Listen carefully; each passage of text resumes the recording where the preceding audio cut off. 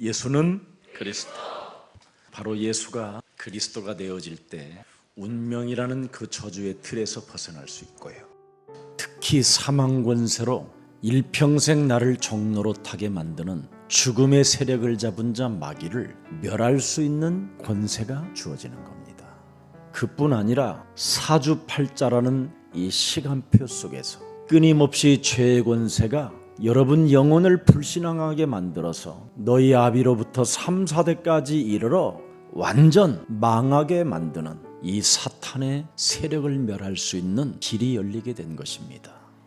어떤 종교하고도 차원이 다른 이 예수가 그리스도라는 이 엄청난 하나님의 진리를 지금 사람들은 전혀 사용도 하지도 않고 그리스도 자체를 못 알아듣는 것입니다. 그래서 신앙생활을 뭔가 육신적인 자기의 욕망을 채우기 위하여 자꾸 빗나가게 되는 겁니다. 이게 사탄의 전략입니다. 인간들에게 바쁘게 살도록 사탄은 내 몸을 움직이는 겁니다. 원래 인간은 먹고 살기 위하여 일하는 존재가 아니라니까요. 창세기 1장 27절 28절에 이게 원래의 인간이에요.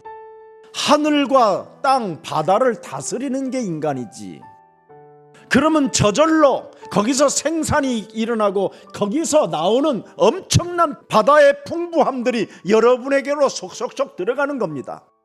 하늘과 땅과 바다를 다스리는 하나님의 형상으로 내가 지음을 받았다는 믿음을 갖게 되면 무엇을 먹을까 마실까 입을까 걱정할 필요 없다. 하나님의 형상대로 피조 세계를 관리하라는, 그들을 보존시키라는 책무를 받은 게 인간인데, 그래서 그런 책무를 하나님이 주시고 아담 하와에게 거주지로 에덴 동산을 주신 거예요. 그래서 하나님의 책무를 받은 사람은 하나님이 거주지를 마련해 준다니까. 그래서 참 자유 속에 한 가지만 하지 말라고 제안을 주십니다. 한 가지. 창세기 2장 17절. 선악을 알게 하는 나무의 열매를 먹지 말라. 네가 먹는 날에는 반드시 너는 되지리라. 선악을 판단하면 반드시 너는 죽는다라는 거예요. 내가 하나님 자리에 앉아 있으면 너는 반드시 죽는다. 사탄이 뭐라고 말했습니까? 선악과를 먹으면 너는 하나님처럼 된다. 사탄 말에 속아서 지금 인간은 완전 허풍선이 돼버린 거예요. 그래서 늘 선과 악만 바라보고 그것이 기준이 되어 판단하고 가는 거예요, 인생을. 그래서 선악과를 알게 되자마자 자기 자신을 보게 되잖아요. 선과 악을 판단하고 선과 악을 먹은 놈은 늘 자기 자신을 보게 되는 거예요. 자기를 의식해요. 자꾸 인식하고 자기를 들여다보잖아요. 내가 벗었네. 열등감. 벗었으므로 부끄럽다고 그랬잖아요. 자기 자신을 바라보며 느낀 그 감정이 부끄러움이요, 수치스러움이요, 열등감이 확 잡혀버린 거예요. 그래서 늘 뭐가 부족하다라는 걸 느껴가지고 열등감 속에 빠지니까 성질이 이상해지고 자꾸 분노가 일어나고, 그래서 자기 감정의 그 느낌에 따라 그것을 방어하기 위하여 드디어 지가 일을 해요. 부인한테 감을 질러 무화과 나무 잎을 빨리 따가지고 오라고 시켰다라 이 말이에요. 지금 잎을 따다가 은달에 알코올에 담궈서 널어서 말려서 치마를 하여 여기 가리고 여기 가리고, 그걸 비키니라고 그러잖아요 요즘. 그래서 사탄의 권세 따라 일거리를 자꾸 만들기 시작한 거예요. 그래서 인간은 정신없이 먹고 마시고 애를 낳고 바쁘게 사는 겁니다. 그래서 일거리가 만들어지면 만들어질수록 여러분은 거기 가서 노예가 되는 거예요. 뭔가 부족함이 늘 있다고 생각하는 거예요. 죄의 뿌리는 결핍증입니다. 그래서 근원적으로 늘 불안을 느끼게 되는 거예요. 그래서 하나님이 네가 하나님의 자녀가 되라는 것입니다. 네가 하나님의 아들 예수 그리스도를 믿으면 너도 하나님의 아들이 된다라는 말입니다. 여러분이 하나님의 자녀로 안 살면 선과 악이 여러분 몸을 지배하고 있기 때문에 양심의 가책을 느껴서 죄책감, 죄의식, 사람 말에 시달림, 사람 눈빛에 시달림, 여러분의 과거의 약점 때문에 괴로워하는 거 뭐 다 그러니까 여러분이 눈빛이 쓸쓸한 거예요. 하나님은 절대 먹지 마라. 먹으면 네가 정령 죽는다. 더 이상 선악과 먹지 말고 오늘부터 그리스도를 먹읍시다. 그리스도를 먹어야 산다니까. 예수는 그리스도. 그 이름을 부르면 부를수록 부끄러움을 당하지 않게 되고, 그리스도의 이름을 마음으로 믿게 되어지면 하나님의 영이 내 몸에 있으므로 하나님의 처소가 되고, 그래서 나는 구원에 이르게 되며 그리스도 이름을 부르면 부를수록 부욕게 되는 축복을 갖게 되는 것입니다. 그래서 여러분이 그리스도를 많이 부르십시오. 정말 마음에 우리 예수 그리스도 이름 한 번만 불러봅시다. 그리스도. 여러분들은 오늘부터 그리스도 이름으로 구하여 응답받는 하나님의 자녀들입니다. 그래서 무슨 일이 있어도 여러분이 이제는 여러분 자신이 십자가로 여러분의 자신을 부인하고 십자가를 짊어지고 그리스도 그 이름을 부르면 이놈은 여러분 앞에 무릎을 꿇게 되는 겁니다. 창세기 3장 15절 여자의 우선 메시아 그리스도 이름으로 열등감으로 감정에 따라 일하게 만들고 끊임없이 성을 쌓아놓고 만들고 돈을 가지려고 하는 수많은 욕심과 살인의 그 광기들을 꺾어버리지 아니하면 죄가 너를 기다리고 있다. 죄가 너를 사로잡아 지금 네 문 앞에 기다리고 있으니 너는 죄 권세를 다스릴지니라. 문제가 사건이 병마가 나를 엄습해온다 할지라도 그것을 사로잡아 십자가에 쳐서 나를 복종시키고 내 몸에 그리스도가 사신 것이다. 그러면 너는 일어설 수 있다. 그래서 온 천하에 다니며 너는 만민에게 복음을 증거해라. 그리스도를 믿는 자들에게는 반드시 표적이 따를 것이다. 보좌에서 하나님이 함께할 것이다. 이렇게 어마어마하게 차원이 다른 예수 그리스도가 여러분의 하나님 되기를 축복합니다. 창세기 1장 2절은 땅이 혼돈하고 공허하며 흑암이 깊음 위에 있고 하나님의 영은 수면 위에 운행하시니라고 말씀합니다. 빛을 지으시니 하나님이 보시기에 좋았고 천하의 물을 한 곳으로 모으고 물을 드러나게 하시니 물을 땅이라 부르시고 모인 물을 바다라 부르시니 하나님이 보시기에 좋았습니다. 그리고 맨 나중에 하나님의 형상과 모양대로 사람을 지으시고 하나님께서 만드신 그 모든 것을 다스리도록 하셨습니다. 이와 같이 하나님께서는 모든 것을 좋게 지으셨던 것입니다. 아담과 하와도 하나님의 형상과 모양대로 지음을 받았기 때문에 죄를 짓기 전에는 피조물 중에서 가장 뛰어난 존재였습니다. 각종 실과가 가득한 에덴 동산에 살면서 하나님을 바라보고 하나님과 함께 손을 잡고 에덴 동산을 거닐었으며 그들은 하나님의 영광으로 옷 입고 있었기 때문에 인간적인 옷을 입지 않아도 부끄럽지 않았고 하나님의 앞에서도 조금도 마음속에 거리낌이 없었습니다. 그런데 그처럼 좋았던 아담과 하와의 삶에 시험이 다가왔습니다. 원수 마귀가 와서 그들을 유혹하기 시작한 것입니다. 하나님께서 동산 각종 나무의 열매는 내가 임의로 먹되 선악을 알게 하는 나무의 열매는 먹지 말라. 내가 먹는 날에는 반드시 죽으리라고 말씀하셨지만 아담과 하와는 사탄의 게임에 빠져 선과 악을 먹고 하나님을 반역하고 말았던 것입니다. 그 결과 하나님께 지으신 아름답고 풍요로운 땅은 저주를 받아 가시와 은거키를 내게 되었고 하나님의 형상을 따라 존귀하게 지음을 받은 인간도 평생에 수고하고 무거운 짐을 지고 살아가게 된 것입니다. 그뿐 아니라 인간은 영과 혼과 육체로 만들어졌는데 아담과 하와가 하나님을 반역함으로 영이 죽어버렸습니다. 그래서 영과 혼이 육이 다 죽음의 세력에 다스림을 받게 된 것입니다. 그런데 아담과 하와는 하나님께 범죄한 후에 어디에 있었습니까? 그들은 나무 사이에 숨어 있었습니다. 하나님의 명령을 어기고 선악과를 먹자 하나님의 영광이 그들을 떠났고 그들은 벌거벗은 자신들 모습을 발견하고 수치심과 공포가 그 마음을 꽉 들어차서 하나님 앞에 설 수가 없었던 것입니다.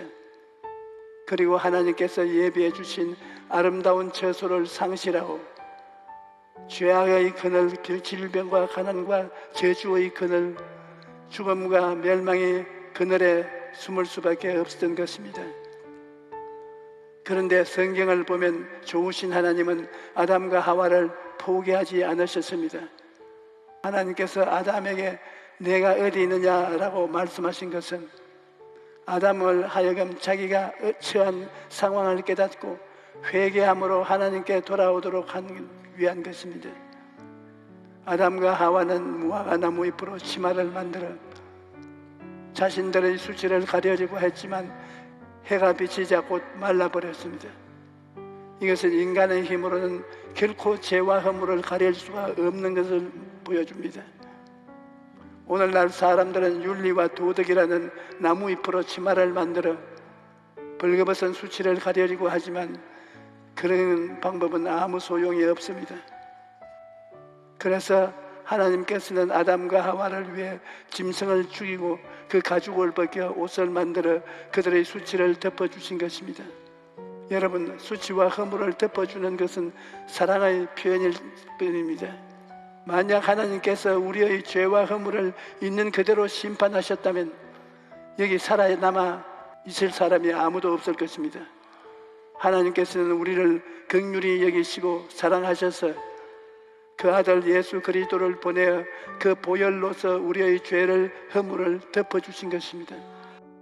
하나님께서는 우리를 살리시기 위해 그 아들 예수님을 이 세상에 보내시고 여러분과 내가 하나님을 반역하여 지은 죄를 그 아들에게 전부 책임을 지우셨습니다. 그리고 예수님께서는 갈보리 십자가에서 인류를 대표한 제물이 되어 하나님께 심판을 받았던 것입니다. 그러므로 우리가 예수님을 구주로 믿을 때 우리의 속사람이 아버지께로부터 새로 태어나게 되는 것입니다. 영적으로 죽은 우리가 예수 그리스도 말미암아 모두 살아나서 오늘날 하나님의 자녀가 되었으니 이 얼마나 놀라운 일입니까? 또 주님께서 우리를 죽은 자 가운데서 살리신 것은 우리의 아집을 죽이고 믿음과 순종으로 살리신 것입니다. 우리는 오랫동안 하나님 없이 살았기 때문에 우리가 예수님을 믿고 난 다음에도 우리 혼은 아주 고집이 셉니다. 예수님을 믿은 후에도 자기 고집대로 생각하고 말하고 행동하기 때문에 하나님께서 동행하실 수가 없는 것입니다. 이러므로 우리가 예수님을 믿고 주 안에 들어오면 하나님께서는 우리의 아집을 죽이고 난 다음에 믿음과 순종의 사람으로 부활시키는 것입니다. 예수님을 믿었는데 왜 나에게 고통과 시험이 다가옵니까? 이렇게 묻는 사람이 많습니다. 이것은 하나님께서 예수 믿은 사람의 아집을 깨뜨려 죽이는 것입니다. 성경에서 하나님께서 사용한 사람들 중에서 아집이 깨어지지 않고서 사용된 사람은 아무도 없습니다. 이렇기 때문에 여러분, 여러 가지 시험과 환난을 당하거든 온전히 기쁘게 여기고 그 시험과 환난을 통해서 자기가 깨어져 죽고 하나님을 믿는 믿음과 순종으로 부활하도록 하나님께 맡기게 되시기를 주님 이름으로 축원합니다. 새 사람이 된 내 모습을 생각하고 꿈꾸고 믿고 날마다 입술로 시인함으로써 오늘은 오신 여러분 모두가 새 사람으로서 복된 삶을 살게 되시기를 축원합니다.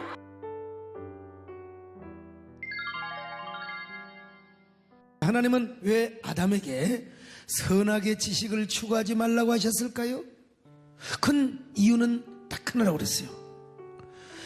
선악 판단의 고유 권한이 하나님께 있어요. 하나님께만 두었다 이 말입니다. 모든 선악 판단의 주인은 누구냐? 하나님이란 말입니다. 그런데 아담이 그 고유 권한에 도전을 한 거예요. 그것이 뭐냐? 선악과를 따먹은 것입니다.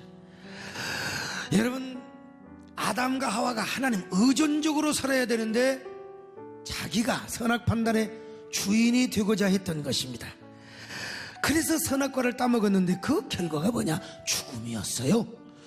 그런데 그 죽음과 저주 곧 전적 타락과 부패는 아담으로 끝나는 것이 아니라 아담의 후손 대대로 이어졌습니다. 아담과 하와의 후손들은 어쩔 수 없이 완전한 타락, 전적 타락과 부패 속에서 살며 옛사람의 신분으로 살아야 했습니다. 그리고 사탄은 이 옛사람을 자극시켜서 오늘도 계속해서 유혹하고 있습니다. 야, 너 하나님 없이 얼마든지 독립적 존재로 선악을 판단할 수 있는 사람으로 살아갈 수 있단 말이다. 그래가지고 자꾸 오늘 예수 믿는 사람들까지도 예수님의 생명으로 살지 않고 성령의 생명의 성령의 법으로 살지 않고 언제나 선악의 법을 따라서 선악의 지식을 따라서 살도록 유혹하는 거요. 그것이 바로 뭐냐? 오늘날 선악과를 선택하는 것입니다. 그런데 겉으로는 인간의 주체가 되고 주인인 것 같이 보이지만 배후에는 언제나 사탄이가 우리의 삶의 역동이 되고 우리의 이성의 판단의 주체가 되고 모든 유혹의 근원이 되는 거예요. 그래서 언제나 선악 판단을 하는 크리스찬도 이따금씩 나도 모르게 선악의 지식으로 살려고 한다 이 말이죠. 하나님의 은혜와 생명에는 관심이 없어요. 쓸데없는 선악의 지식, 그리고 그 선악의 지식으로 맘대로 판단하며 하나님의 생각보다 내 생각대로 멋대로 살려고 하는 사람들이 있어요. 그러니까 우리가 교만하고 불순종하고 원망하고 불평하고 교회 안에서와 싸우며 주인 노릇하려고 하고 왕 노릇하려고 한다 이 말이에요. 그러다가 언젠가 하나님께 망신을 당하고 얻어맞게 되어 있습니다. 여러분, 우리 그리스도인은 그러면 선악 판단을 전혀 못하느냐? 여러분, 그렇지가 않습니다. 성경도 선악 판단을 아주 지혜롭게 할 것을 권면하고 있어요. 자, 히브리서 5장 14절입니다. 시작. 단단한 음식은 장성한 자의 것이니 그들은 시각을 사용함으로 연단을 받아 선악을 분별하는 자들로 그랬어요. 근데 여기서 말하는 판단은 부정적 의미에서의 판단을 하는 게 아니에요. 파괴적인 의미, 남을 공격하고 시비를 걸고 분노하고 그런 판단을 말하는 게 아니에요. 성경이 말씀하고 있는 판단은 영적인 것과 관련이 되어 있어요. 신령한 우리의 신앙생활과 관련이 되어 있어요. 그리고 높은 윤리적 도덕적 삶과 관련이 되어 있다 이 말이죠. 죄 짓지 않기 위해서 우리가 선악을 판단해야죠. 저게 이단인가 이단이 아닌가, 이것이 죄인가 죄가 아닌가. 그리고 또 성도들이 진리를 분별해야죠. 그리고 이게 도덕적으로 이게 옳은가 맞는가 틀린가. 아니 목사가 돼가지고 성도가 돼가지고 높은 도덕성을 가지고 살아야지요. 이렇게 우리는 판단을 해야 될 때는 판단을 해야 됩니다. 반드시 판단은 우리의 권리이고 특권이고 의무이기도 하는 거예요. 그러니까 우리 예수 믿는 사람 무조건 판단을 못하느냐? 아니요.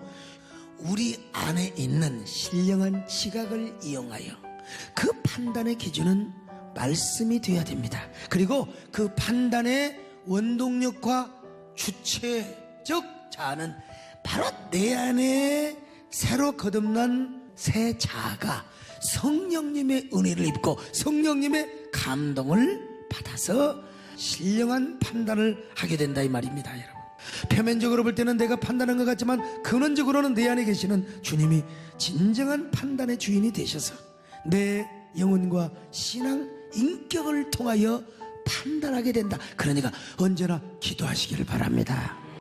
순간순간 십자가에 못 박는 경험을 하시기를 바랍니다.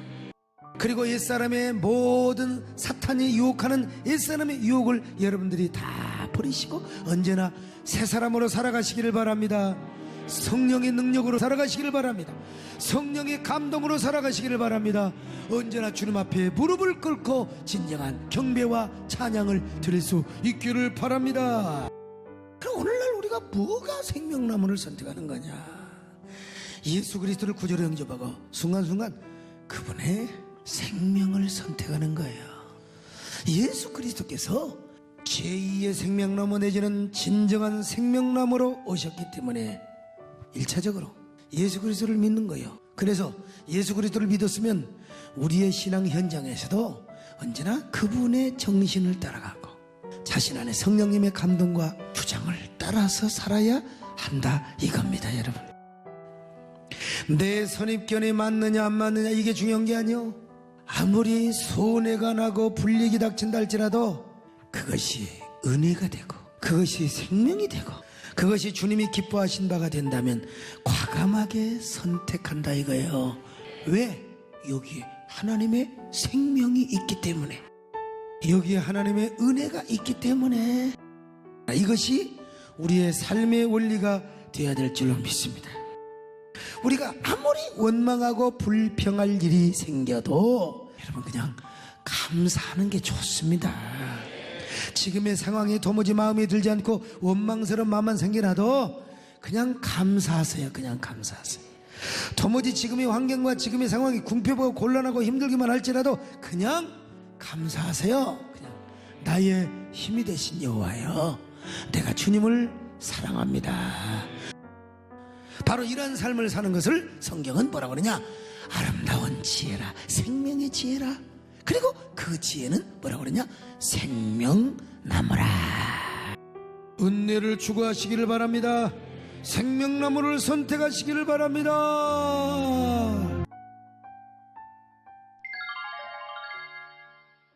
자, 오늘 생명나무를 선택하라. 첫 번째 생각할 것, 하나님께서는 왜 동산에, 에덴 동산에다가 왜 또 선악을 알게 하는 나무를 두셨나?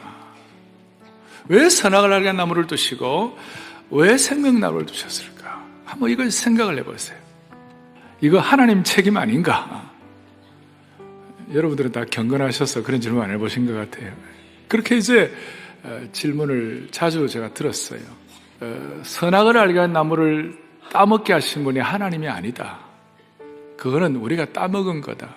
하나님께서는 하나님 나라를 이 땅에 세우시고 또 하나님 나라 건설에 동참케 하시고 또 모두에게 천국에 대한 올바른 개념을 가지고 하나님을 섬기도록 만드시는데, 하나님 나라에는 첫째 하나님의 법이 필요하다.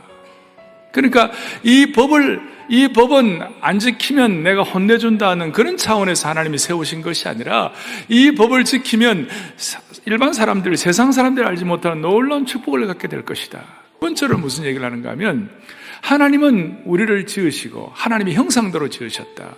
하나님의 의와 진리와 거룩함을 가지고 하나님의 백성들을, 하나님의 사람들, 이 땅에 있는 모든 인류를 고귀한 하나님의 영적 존재로, 하나님의 형상을 지음받은, 하나님의 형상을 닮은 존재로, 그래서 image of God, 하나님의 형상대로 지음받은 존재다. 영적 존재다.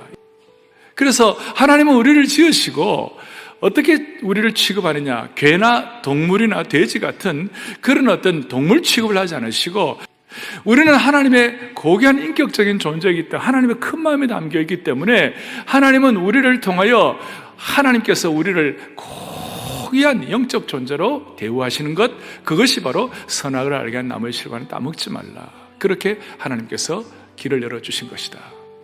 우주 만물이나 동물에게는 기계적 보통 영광을 받으시지만 고귀한 인간에게는 하나님의 법을 지킴으로 인격적 고등 영광을 요구하신다. 하나님 우리를 그렇게 대우하시기 때문에 우리가 하나님의 법을 지킬 때 하나님께 인격적 고등 영광을 올려드릴 수 있는 존재가 된 것이에요. 그 다음 세 번째로는 사람의 존재 가치, 저와 여러분의 삶의 가치는 어디서 결정이 나는가?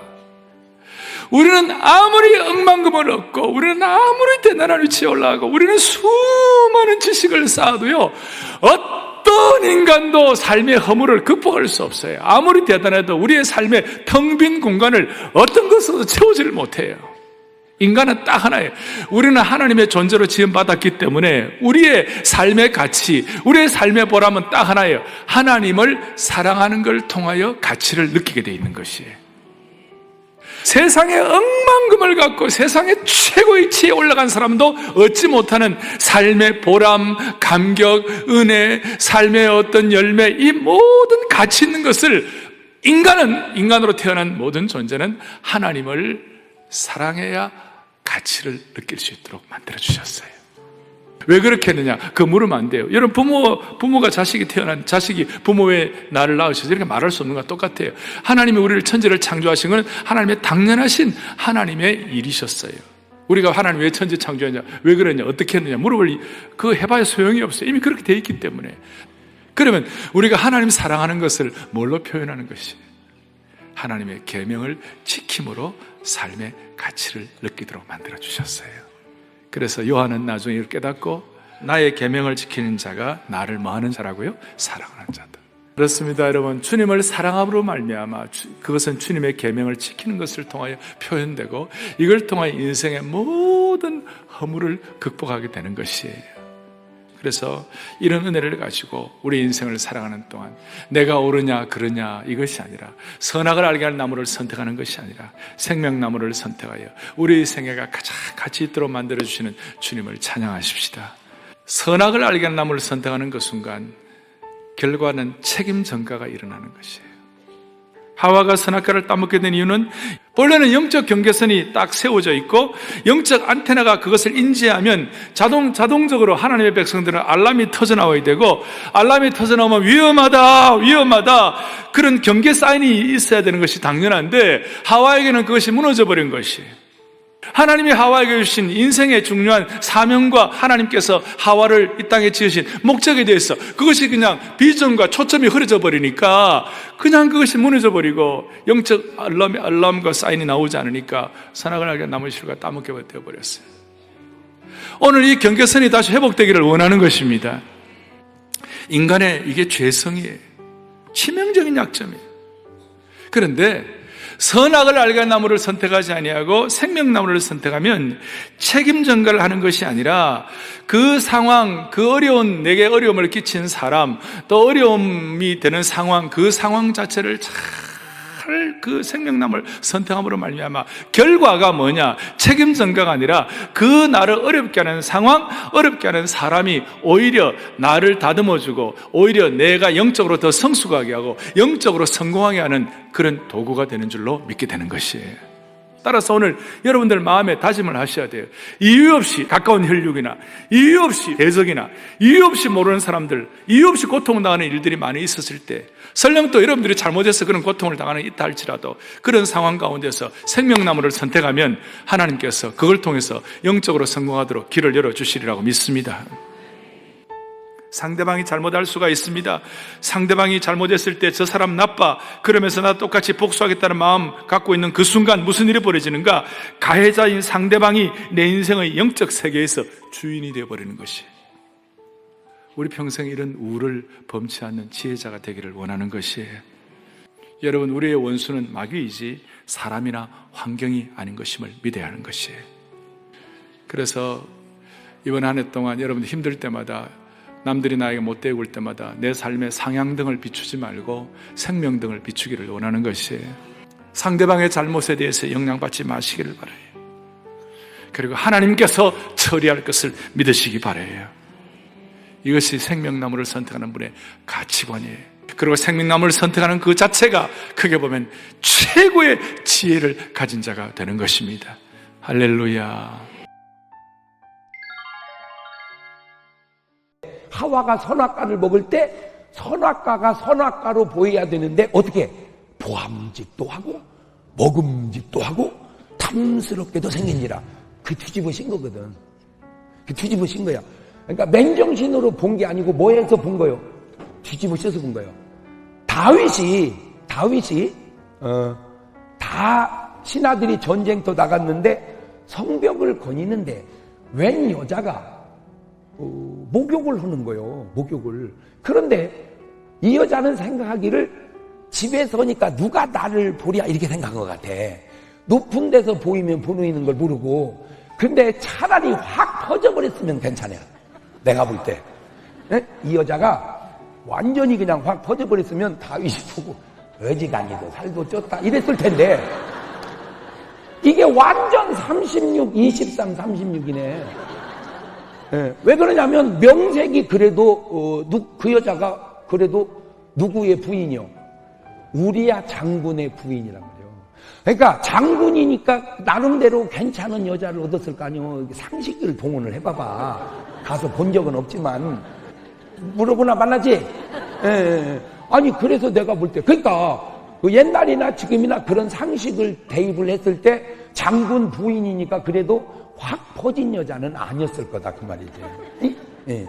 그러니까 이 여자가 목욕을 하는 그 장면을 다윗이 성 위에서 보고는 보기에 아름다워 보이는지라. 그러니까 아름다움도 있지만 거기다가 뒤집어셔가지고 아름다워 보이는지라. 이게 다 별것 아닌 것 같아도 뒤집어씌는 거예요. 이게 다 뒤집어씌는 거예요. 이렇게. 그래서 사람이 죄를 지을 때 맨정신으로 짓는 죄도 있겠지만 상당수는 뒤집어 씌워서 죄를 짓다. 그러니까 성경에 시험에 들지 말라고 주님이 말씀한 그 말을 여러 각도로 표현을 하자면 뒤집어 씌지 않도록 조심해라 그 말이에요. 뒤집어 씌지 않도록. 왜 엄마가 연애를 못 오게 하냐?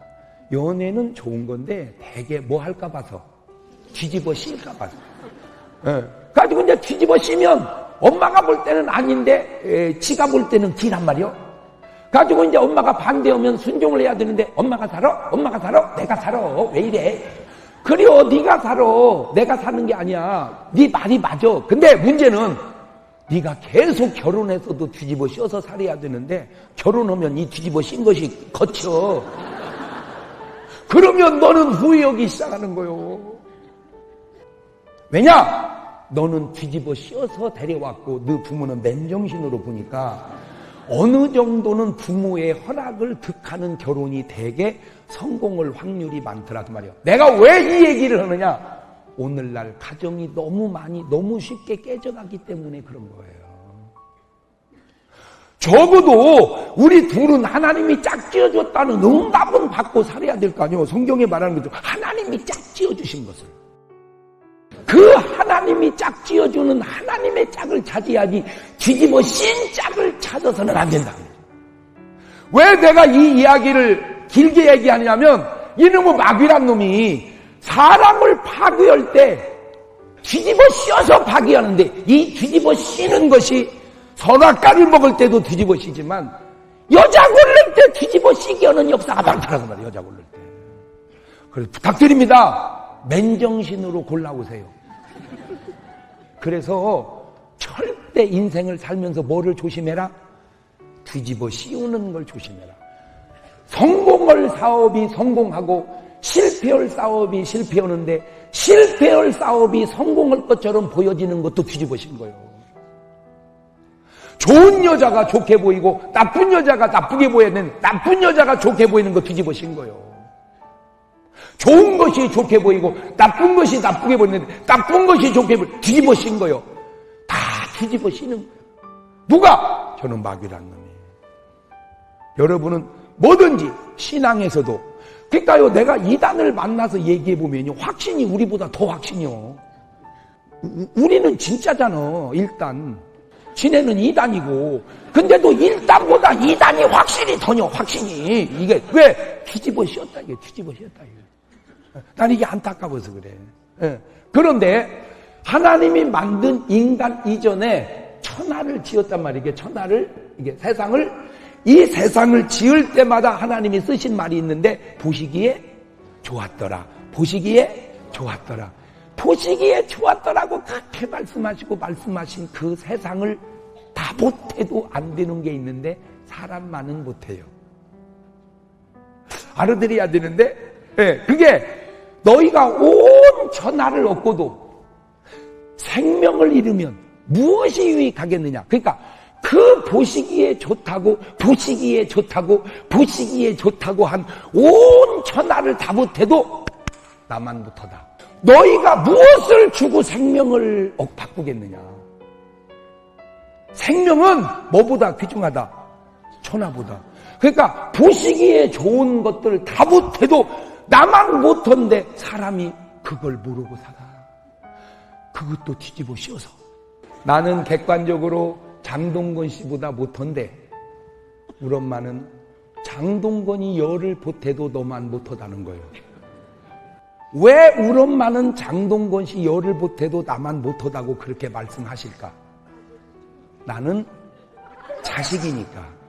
장동건 씨는 남이고 하나님은 천하를 다 못해도 너만 못하다는 거예요. 천하를 위해서 그리스도가 오시고 천하를 위해서 그리스도가 돌아가신 게 아니요, 너를 위해서, 나를 위해서. 그 정체성, 이거를 아는 사람을 신자라고 그러고 이걸 모르고 사는 사람을 불신자라고 그런다 그 말이에요. 신자와 불신자가 거기서 나뉘는 거예요. 그 성도님들의 그런 아픔을 계속 접하다가 보니까 정말 이 고난과 아픔을 피해갈 수 있는 인생이 아무도 없구나, 그런 생각을 하게 됩니다. 좀 사회적으로 체면도 있고 위치도 있고 그래서 또 자존심이 또 강하고 그래서 일절 내색하지 않던 어떤 분들이 갑자기 만나자 그래서 그냥 마음이 무너지고 그냥 오열을 터뜨리고 또 점잖은 남자분이 눈물이 뚝뚝뚝 떨어지는 이런 것들을 여러 번 목도를 하다가 보니까 이게 뭐 경제적으로 넉넉하다고 고난이 피해가고 가난하다고 뭐 두 배로 오는 것도 아니고 세상적으로 위치가 있다고 또 고난이 또 그 자리를 피해가고 이런 게 아닌 것 같구나. 모든 인생은 예외 없이 이 고난으로부터 자유할 수 없다는 것, 이거 하나 하고요. 또 그런가 하면은 제가 겪어보니까 이 고난의 종류가 진짜 천차만별이에요. 너무 많습니다. 웬 이 고난의 종류가 이렇게 많은지, 그래서 이거 아니면 저거, 뭐 저거 아니면 이거, 그래서 늘 우리는 이 고난의 직면에 있는 그런 인생길이라고 그런 생각을 해보곤 합니다. 오늘 본문에도 보면은 지금 느부갓네살 왕이 극심한 고난에 빠져 있는데 그는 당시 최고 권력자 아닙니까? 고난은 피해가지 않는 거예요. 그치? 가만히 보니까 이 본문에서 느부갓네살 왕이 겪어야 했던 고난은 뚜렷한 이유가 있는 고난이에요. 그리고 얼마든지 피할 수 있는 고난인데 자기 스스로가 자초한 고난이에요. 그래서 저는 오늘 이 본문에 나오는 느부갓네살의 그 고난을 중심으로 해서 이제 우리가 좀 이 고난에 대해서 살펴보기를 원하는데요. 이렇게 어차피 피할 수 없는 것이 인생에게 찾아오는 고난이라면 그 고난을 통해 주시는 유익을 좀 찾아내자는 거예요. 시편 119편 71편에 답이 있더라고요. 고난 당한 것이 내게 유익이라 이로 말미암아 내가 주의 율례들을 배우게 되었나이다. 다시 말씀드립니다. 인생은 두 종류입니다. 고난이 있는 인생, 고난이 없는 인생, 이렇게 나누지 않습니다. 모든 인생은 고난으로부터 피할 길이 없습니다. 공통점이에요. 그럼 어떻게 나눕니까? 고난을 통해 여호와의 율례를 배우는 인생, 고난을 통해 하나님의 뜻을 발견하는 인생, 고난을 통해 이 고난으로 하여금 내 인생이 요셉처럼 더 비상할 수 있도록 고난을 활용하는 인생. 두 번째 인생은 죽으라고 고난만 당하고 고생만 당하고 아무것도 못 얻는 인생. 고난이 없어서 축복이 아닙니다. 그 고난을 나는 어떻게 이것을 활용하고 있는가? 그런가 하면은 얼마든지 마음만 먹으면 피할 수 있는 고난도 많다는 거예요. 불행한 건요, 우리가 마음만 먹으면 피할 수 있는 고난이 거의 대부분인 거, 이게 우리 인간의 어리석음 아닙니까? 그러니까 우리 애들 생각이 나는 거예요. 모든 집 애들이 다 그런 거 아닙니까? 얼마나 애타게 호소를 합니까? 아빠가 네 나이 때 그 길로 이렇게 가봤더니 그 막다른 골목이더라. 그래서 니는 고생하지 말고 아빠 경험을 삼아 여기서 이렇게 바로 뒤돌아서서 가면 좋다. 암만 가르쳐줘도 그걸 못 알아듣는 게 그게 우리 자녀들 아닙니까? 그러나 뭐 걔들을 뭐 나무랄 수가 없어요. 왜? 원조가 전데 뭐. 인간의 미련함이 뭐예요? 암만 가르쳐줘도 직접 경험해보고 막다른 골목까지 가보고 진짜네? 고생하고 떼돌아서는 게 그게 인생이라는 거예요. 그 겪기 전에 깨달으면 그 얼마나 좋겠냐고요. 피할 수 있는 고난은 좀 피하자. 그럼 우리는 그럼 어떻게 하면은 이 불필요한 고난을 피할 수 있는가? 첫째요, 고난 당하기 전에 스스로 교만을 꺾으시면 돼요. 마귀가 예수님을 시험할 때 이에 마귀가 예수를 거룩한 성으로 데려다가 성전 꼭대기에 세우고 마귀가 그 예수님을 경배하려고 그 높은 성전 꼭대기로 모시고 갔습니까? 떨어뜨리러 갔잖아요. 그걸 예수님이 정확하게 하시니까 넘어가지 않는 거 아닙니까? 여러분이 꼭 기억하셔야 됩니다. 자꾸 내려오셔야 돼요. 이기적인 야망, 허영, 그런 헛된 야망과 허영을 버리고 겸손히 그렇게 낮아질 때 겪기로 되어 있는 많은 고난들이 떠나가게 될 줄로 믿습니다. 두 번째로 불필요한 고난에 빠지지 않는 비결이요, 그 대안으로 주신 27절 말씀을 실천해야 된다는 거예요.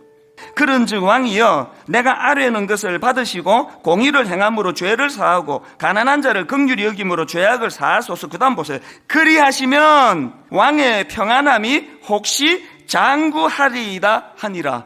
피할 수 있다는 거예요.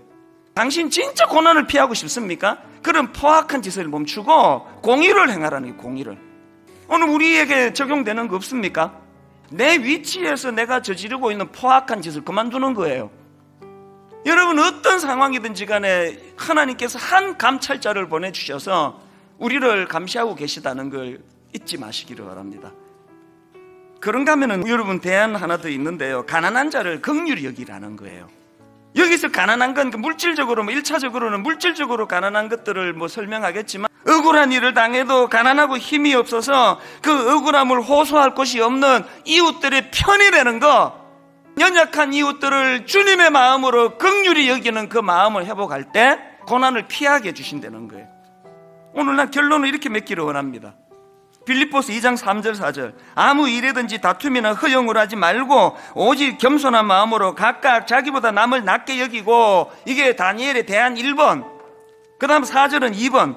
각각 자기 일을 돌볼 뿐더러 또한 각각 다른 사람들의 일을 돌보아 나의 기쁨을 충만하게 하라. 우리 안에는 이런 선한 마음이 안 나옵니다. 우리 안에는 이런 선한 생각이 나오질 않습니다.